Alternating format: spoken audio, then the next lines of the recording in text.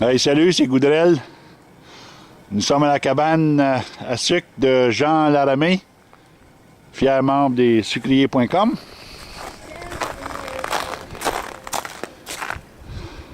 Belle herbière.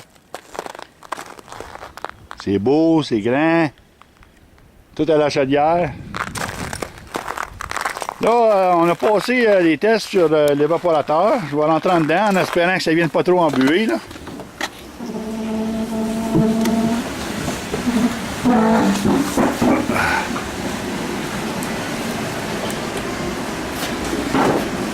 Bon.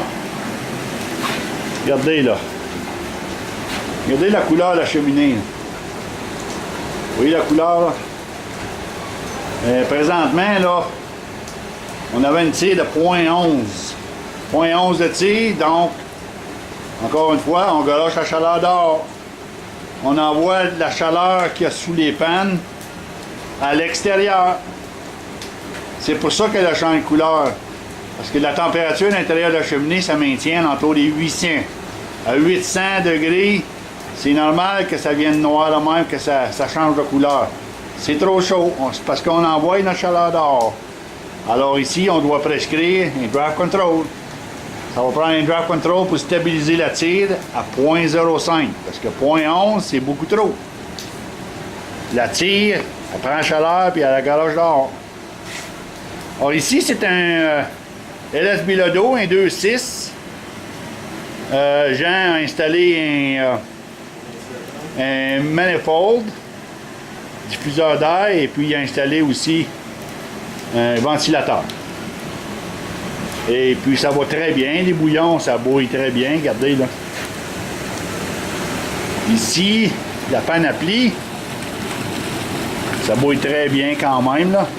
À l'arrière, c'est moins bien, mais à partir du moment qu'il va stabiliser sa tire, et là, ça va changer la donne à l'intérieur de la panoplie. Et les bouillons, ils vont s'accentuer parce que là, il va utiliser sa chaleur beaucoup mieux.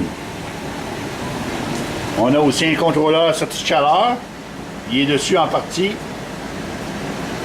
Alors ça aussi, cet outil-là, il va être capable de l'utiliser encore mieux une fois la tire stabilisée à l'intérieur de la cheminée.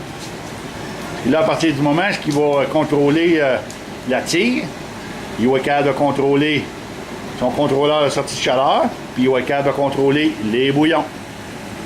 On se répète, mais c'est toujours ça.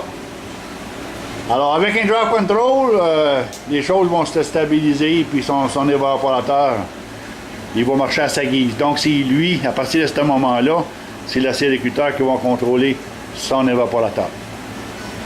Je vous laisse là-dessus. Merci beaucoup, Jean. C'est un plaisir d'avoir ta visite. On avait besoin de conseils, on les a eus. Et voilà. Merci beaucoup. Merci à toi. Bonne journée. Salutations.